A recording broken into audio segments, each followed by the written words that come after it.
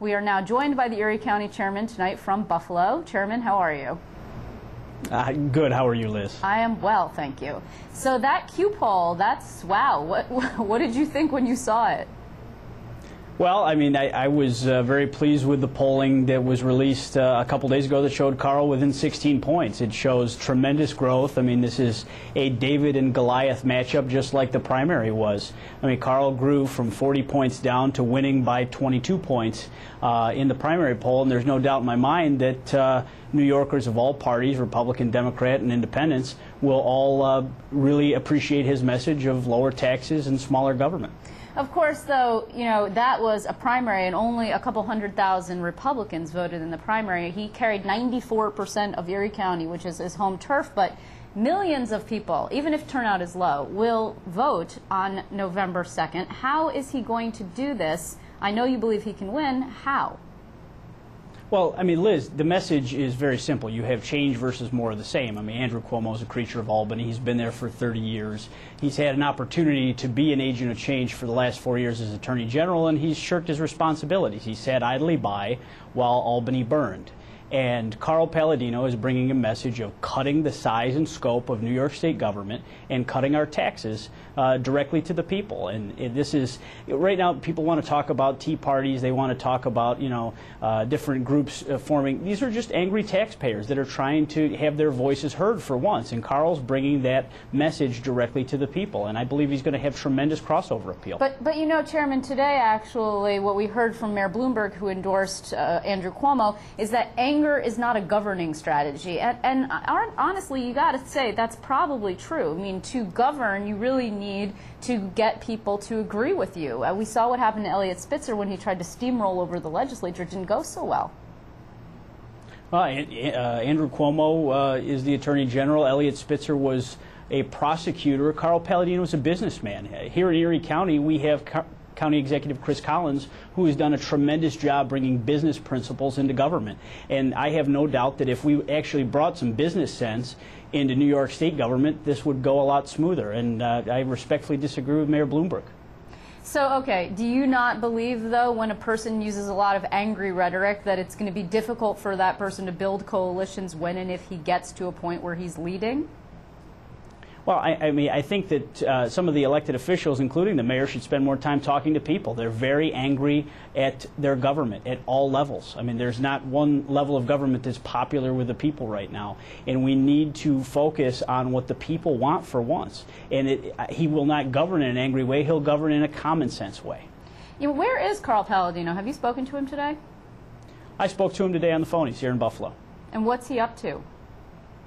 He's dialing for dollars as we speak. There's been a tremendous surge in interest in the race since the primary, but obviously since the first poll that came out, there was a tremendous boom in fundraising. But then with this latest poll, there is national attention coming to this race. Okay, but you know what's interesting though is that with him not being around, is he going through some sort of metamorphosis where he's being sanitized and repackaged so he'll be more palatable? You're shaking your head. No? Carl is Carl, and Carl will continue to be Carl. So there's not going to be an effort to tamp him down a little bit or make him a little bit less, oh, I don't know, combative, outrageous, controversial, so he would sell better to people who think, particularly downstate, that he's too extreme? Well, I think that you know, there's certainly going to be detractors for any candidate, but Carl's message has worked. As you see his continual growth, he went from 0% name ID when this process started to now he's within 6 points. If Quinnipiac is on the money, 6 points of being elected governor of the state of New York, and we still have 40-plus days to go. So clearly something is appealing to the people, and I think they really appreciate his direct and bold style of leadership. You know, his campaign director, or his campaign manager today said, Michael Caputo said, well, we're going to spend 50 to 70% of our time in New York City now, recognizing the fact that that is where the concentration of residents in New York and voters in New York are. Do you think that upstaters will be turned off by that? Because actually Carl Palladino said some things about downstaters that he has to now make amends for.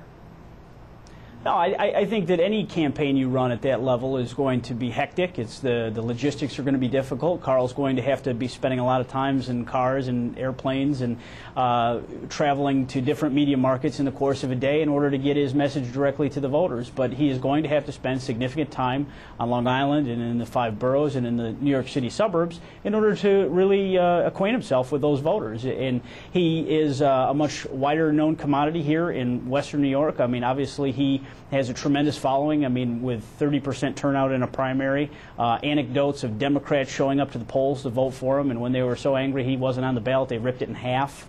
Carl is a tremendously popular figure here in Western New York, and he will have a very substantial figure, and I, as Erie County Chairman, will make sure that we turn out the votes for him. Wait, I'm sorry. What Democrats showed up at the polls in Buffalo and were angry because we have closed primaries? Is that what you're talking about? I have talked to a lot of election inspectors in the last week, just asking them for some stories, and there were certainly Democrats that showed up in towns like Cheektowaga, which had a pretty contested primary, the Bill Stakowski seat. They came to vote for Carl, and when they did not see Carl's name on the ballot, they tore it in half and threw it on the ground. Wow, that's something else. I mean, you know, the Democrats are trying to cast him as misogynist, racist, sexist, too extreme, and say that he's going to be problematic for down ballot races. You even have 2 statewide Republicans, Harry Wilson and Dan Donovan, who are not endorsing him. What are you guys going to do about that? I mean, those 2 statewide candidates need your support out in Western New York to win. Will you suggest to them that they might lose support in Western New York if they don't support Carl Palladino?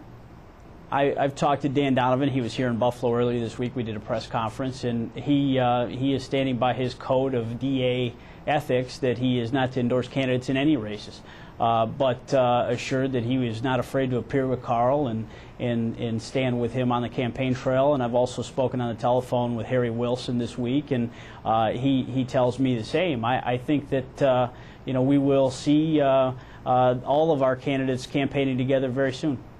And what about the state Republican leadership? I mean, you're seeing now State Chairman Ed Cox calling for Rick Lazio to get out of the race, but he had a lot of opportunities to get candidates and support candidates, and not once did he have the opportunity, did he take the opportunity to support Carl Palladino? Well, I've spoken to the chairman also 3 or 4 times in the last week, and he is doing his very best to help the Palladino effort as it gets launched into the general election portion of this campaign. I'll let the past remain the past, but we are marching forward. We're trying to unite the party as much as possible around Carl's candidacy, and we're working towards this victory in November. And what are you saying to people who are calling for you to consider running for state chairman when that opportunity arises? I fully intend to seek a 2-year term as chairman of the Erie County Republican Committee at our reorganization, which will be in the next 10 days. Will you serve out the entire 2 years of the 2-year term you'll be seeking? I'm focused on this election, Liz. I mean, we need to elect a governor, and that governor is going to be Carl Palladino. But will you serve out the 2-year term? I intend to serve a 2-year term as chairman of the Erie County Republican Committee. Okay, just checking. What is Carl's campaign going to look like going forward? Do you have a feeling about that? Because really, I mean, since we haven't seen him today and he's going to be focusing more on downstate, will he be talking more about how exactly he would be implementing some of his more broad brush statements about cutting spending, for example, at state government level? I'm sure you'll see policy rollouts in the next, in the days and weeks to come. I mean, as he mentioned yesterday, he's going to create in terms of his tax cuts, his plan to cut New York State taxpayers' taxes by 10%. I mean, he wants to put together a panel of the great minds that we have at our disposal in this state to actually help him along the line to put together a tax cut panel. So, there were some individuals that weren't willing to serve, but I'm sure that they will be replaced with very capable people as well. But David Malpass, I know, is an individual that Carl has hit it off with on the campaign trail. He's one of the finest economists on the planet, and I know that he would be assisting along the way as well. Yeah, that's interesting, though. Again, you had Larry Kudlow and the former state comptroller Ned Regan say they didn't want to participate on this. I mean, there are people who still consider him too controversial to touch, really. They consider him, a little bit radioactive. How do you get over that? It seems a little insurmountable. Well, it's unfortunate some people can't accept change, but change is coming. And I think that people really need to listen to the electorate this year, because you're seeing a drastic sea change, and people do not want the same exact candidates year in and year out. They're looking for something different. They're looking for a bold and decisive leader, and Carl Palladino brings that brand of leadership to the campaign. Well, Chairman, I want to thank you very much for stepping in and surrogating for him. Of course, we are always very anxious to speak with you, and it's lovely to see you. Thanks very much.